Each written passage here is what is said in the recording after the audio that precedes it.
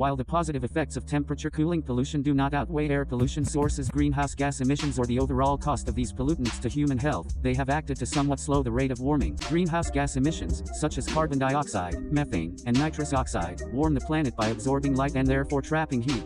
Some aerosol particles, such as sulfate aerosols, particulate matter, and sea salt, prevent warming. Heat dances off bright-colored particles and is absorbed by darker particles, like soot and black carbon. Bright, reflective aerosol particles affect Earth's temperature by scattering sunlight in the upper part of the atmosphere, the stratosphere. Harmful air pollutants to human health currently regulated by the Environmental Protection Agency, and exposure to high levels can cause heart attacks, strokes, and severe respiratory problems, and even initiate the onset of chronic conditions such as bronchitis and asthma. The effects are particularly dangerous for those suffering from pre-existing lung and heart conditions like obstructive pulmonary disease. The health outcomes from aerosol particles, heart attacks, strokes, chronic diseases, mean keeping them around isn't a viable option. Thus, scientists and researchers are now looking for ways to mimic the cooling aerosol effect without the same negative impact through a practice known as geoengineering. One geoengineering method involves injecting salt particles into the air to brighten and increase cloud coverage over the ocean.